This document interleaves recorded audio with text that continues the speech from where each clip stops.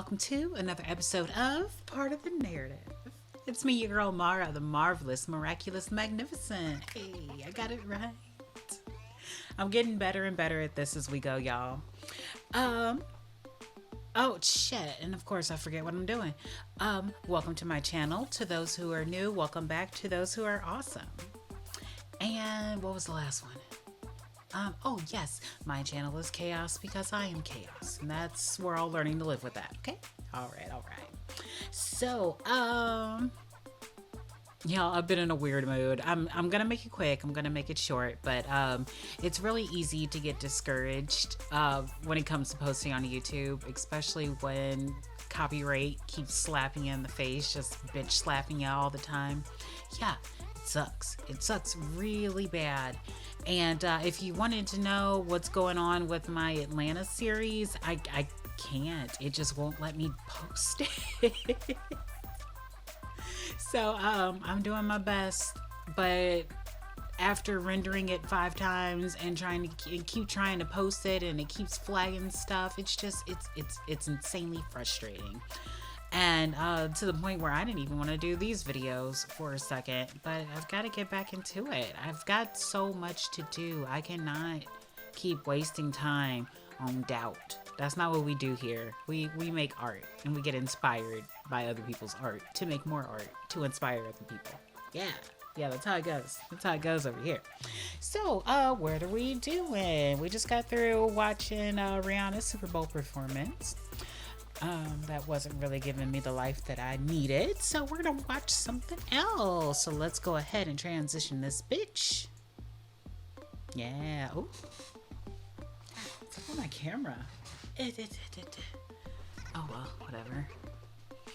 Let's see. What the hell are we watching? We are watching Black Excellist. Yes, I don't have my glasses on. Black Excellence 10 Trailblazing. Jesus.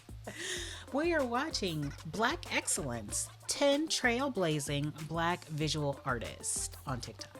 Yeah. So let's check it out, y'all.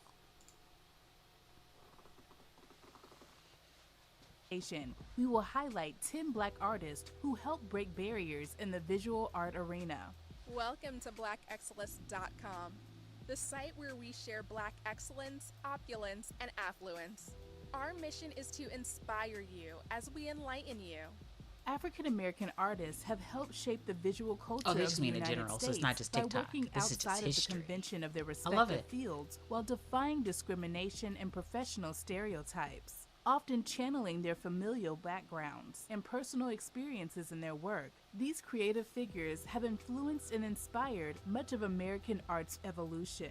Collectively, their bodies of work should not only be seen as a narrative of the African American experience of their time, but also a powerful expression of cultural protest. Unfortunately, throughout history, both in the United States and beyond, artists of color have not aptly been recognized for their talents, achievements, and contributions. However, contemporary audiences are becoming increasingly interested in diversity in the arts, prompting museums, libraries, and other cultural institutions to shine an overdue spotlight on the work of African American artists. In this original Black Excellist video, we will be featuring 10 Black artists who have left enduring legacies in American history. So without further ado, let's get started.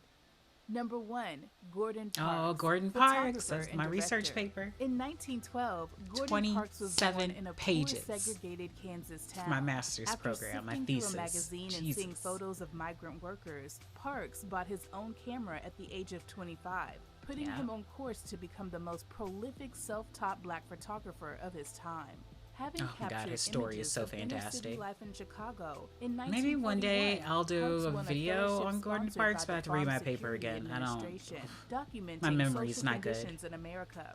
He produced some of his most enduring works there, depicting how racism affected social and economic issues. He also started freelancing for Vogue, entering the world of glamour photography and producing a Where he met distinctive Anderson style Cooper's of mama. action-oriented poses of models in their apparel. In 1948, Park's photo essay of the life of a Harlem gang leader led him to a staff position at Life magazine, the preeminent photographic periodical in the country. For the next 20 years, he captured images in a multitude of genres, Oh, his photos including are so celebrity great. portraits of civil rights activists Muhammad Ali, Malcolm X, and Stokely Carmichael. But Parks wasn't interested in limiting his talents. He expanded his lens into Hollywood in 1969 and became the first Black director of a major motion picture, The Learning Tree, his own autobiography. His next film, Shaft, became one of the biggest hits of 1971 and launched what would be known as blaxploitation films. Number 2, Jean-Michel Basquiat. Yes. Before Brooklyn native Jean-Michel Basquiat became a world-renowned neo-expressionist painter, he was tagging subway trains under the graffiti artist name Samo. To make ends meet, he sold apparel and postcards featuring his street art. But Basquiat wouldn't struggle for too long. After his art was featured in a group exhibit, Basquiat's painting career took off. His artwork often included his crown motif, a celebration of Black power. He also used social dichotomies, appropriated text and images, and included historical elements in his paintings to express contemporary criticisms. Beginning in the mid-1980s, he began collaborating with Andy Warhol, and within a short time, a Basquiat original was selling for $50,000 apiece. But as his fame took him to new heights, so did his addiction to drugs. Unfortunately, the world lost an artistic genius at the age of 27 when he died of a heroin overdose. In 2017, Basquiat joined the rarefield $100 million plus club when his powerful 1982 painting of a skull brought in $110.5 million, becoming the 6th most expensive work ever sold at auction. Number 3, James Van Der Zee, photographer. Born in 1886 in Massachusetts, I recognize his face. James Van Der Zee would make his way to Harlem, New York as a celebrated photographer, capturing middle-class Black family life during the Harlem Renaissance of the 1920s and 30s, like no other photographer before him. Taking mostly indoor portraits in a commercial studio environment, Van Der Zee served his fellow residents by photographing them for weddings, as well as team, family, and funeral portraits. He also famously snapped Black celebrity figures. Starting around the 1950s, Van Der Zee experienced a second wave of popularity when the Metropolitan Museum of Art hosted a photographic exhibition, Harlem on My Mind, which featured his works. He became an in-demand photographer once again, collaborating with the likes of Jean-Michel Basquiat, Cicely Tyson, and Lou Rawls. Before his death in 1983, Van Der Zee established his own institute and was bestowed the Living Legacy Award by President Jimmy Carter. Number 4, Augusta Savage, sculptor. When Augusta Savage was a little girl, she used the clay found naturally in her native home of Green Cove Springs, Florida, to shape small figurines. Despite her dad beating her to prevent her from sculpting, Savage kept pursuing her bliss, and in 1915, she won a prize for her sculptures at a county fair. Encouraged by the fair's superintendent to study art, Savage continued working on her dream. Savage moved to New York City in the 1920s and studied art at Cooper Union.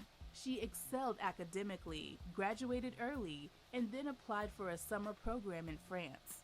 However, she discovered she was rejected for being Black. She disputed the committee's decision, contacting local newspapers to shed light on the discrimination. Despite her protest, she was not allowed into the summer program. Ultimately, opportunities began opening up anyway. And soon she became one of the most prominent artists of the Harlem and talent will fly no matter how many haters. Of Marcus Garvey, W.E.B. Du Bois, and one partially based on her nephew, which she entitled Gaiman, enhanced her reputation. She would earn multiple fellowships in the coming years, which finally opened the doors to her studying and traveling abroad.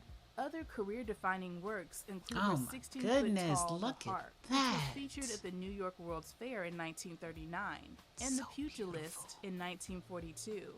Number 5, Jacob Lawrence, painter. Raised in Harlem, Jacob Lawrence grew up attending museums and participating in art workshops. In 1937, Gorgeous. he enrolled at the American Artist School in New York on scholarship, 1937. and by the Lord, time he times was graduated, rough back he had then. already crafted his own personal style of modernism, depicting beautiful. African American life in vivid color. By the age of 25, he became nationally famous for his Migration series in 1941.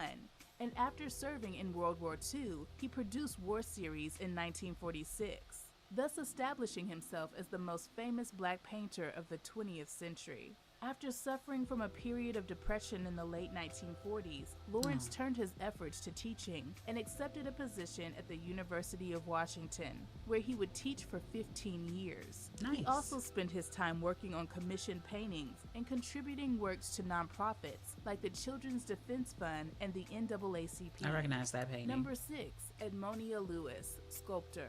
Born around 1844 in Greenbush, New York, Edmonia Lewis hailed from African American and Native American ancestry, becoming the first professional sculptor representing both communities and the Look at only that. black female of the era Look at the recognized lace in the work. American art scene. After graduating from Oberlin College, Lewis found her way to Boston, where she met sculptor and mentor-to-be Edward A. Brackett and abolitionist William Lord Garrison. After setting up her own studio, Lewis began creating plaster medallions of famous abolitionists, starting in the beautiful. early 1860s. But it was her 1864 bust of Civil War hero, Colonel Robert Shaw, who led the African-American 54th Massachusetts Regiment, that brought her national prominence. With the funds That's she beautiful, earned too. from the copy she made of the Shaw bust, Lewis furthered her craft in Rome, sculpting in neoclassical style, where she That was makes more celebrated sense. for works Wow, look like at Arrowmaker, that. a sculpture of a Native American Yeesh. father teaching his daughter how to shape an arrow, and Forever That's so Free, a piece that emotionally captures two black slaves encountering freedom for the first time. Along with her goodness, this is bust of beautiful. American presidents Abraham Lincoln and Ulysses S. Grant, and works that paid homage to her Catholic faith, Lewis was also known for her marble depiction of Cleopatra called The Death of Cleopatra, which was Oh, on that was the one in the display at chair just now? Philadelphia Exposition in 1876. Damn, I wish Number he 7, lined Lorna him up Simpson, right in the video. photographer. But yeah, that was Born in Brooklyn, breathtaking. New York, Lorna Simpson is a Oh my photographer goodness, known for yes. exploring questions around race, culture, gender, identity, and memory, oftentimes using black women as the subjects of her art. After graduating with a BFA in photography from the School of Visual Arts in New York and an MFA from the University of California, San Diego, Simpson built her career in the mid-1980s with her Yes. large-scale conceptual photo text style, which featured text superimposed onto portrait images. In the 90s, she began incorporating multi-paneled images onto felt, taking on adult themes, and became the first black woman to be featured at the Venice Biennale. In the new millennium, Wow. Simpson turned to video installations to express herself in a new, refreshing way. In addition to her art being featured in galleries and museums all over the world, the Whitney Museum in New York City held a 20-year retrospective of her work in Wow. 2007. Since I would've then, loved to see Simpson that. has collaborated with rapper Common to create his 2016 album cover for Black America Again. And the following year worked with Vogue on a series of portraits showcasing professional women and their passion for art. Number 8, Kara Walker, painter and silhouettist. Fascinated with That's Black history, beautiful. gender stereotypes, and identity, Kara Walker always knew she would be an artist, but she didn't know the controversy it would bring. After graduating from the Rhode Island School of Design in 1994, Walker launched her career using the theme of Black slavery expressed through violent imagery. At the age of 27, she became one of the youngest recipients of the John D. and Catherine T. MacArthur Foundation Genius Grant, and in 2007, Time magazine included her Wow. on its Time 100 Wow. list for her subversive and mockingly defiant approach to race and racism in her art. While many Wow. institutions around the world have been thrilled to exhibit her work, Walker has encountered her fair share of critics who interpret her creations as furthering Black stereotypes. Some Black artists have protested her work, while others have publicly denounced it as pandering to the white community. In addition to producing a variety of commissioned work, she's taught extensively at Columbia University, and in 2015 began serving as Tepper Chair in Visual Arts at Rutgers University. Number 9, Sims Campbell, illustrator. Born in St. Louis, Missouri, I thought it was Campbell would St. rise to Louis. become the first African-American we actually have some of his illustrator work in the country. Having studied at the Lewis Institute, University of Chicago and Art Institute, St. Campbell Louis in a continued to hone his house. craft, taking art and design classes while juggling odd jobs. Gorgeous. After working at a St. Louis art studio and a New York ad agency, Campbell illustrated Langston Hughes Norman and Rockwell. Arna Bonnetem's children's book, Popo and Fifina, Children of Haiti. His claim to fame, though, started in 1933, when he became a resident illustrator at Esquire, where he spent the next 2+ decades helping shape the brand. He was known for his drawings of white upper-class characters and pinup models, creating the character Esky, the magazine's bulging-eyed mascot, and his syndicated cartoon strip, Cuties.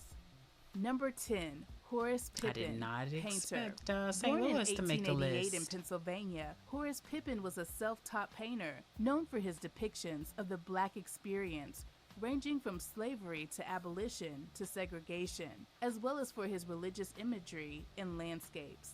Pippin showed artistic promise early in his youth, but when World War I came calling, the direction of his life was temporarily stalled. A bullet wound on the battlefield left him unable to use his right arm. Using a poker to elevate his arm, Pippin retaught himself how to draw and paint, producing dozens of works in folk art style. In 1938, his works were exhibited at the Museum of Modern Art, along with several self-portraits. Pippin has been noted for genre paintings like Domino Players, 1943, and Harmonizing, 1944, as well as biblical scenes like Christ and the Woman of Samaria, 1940.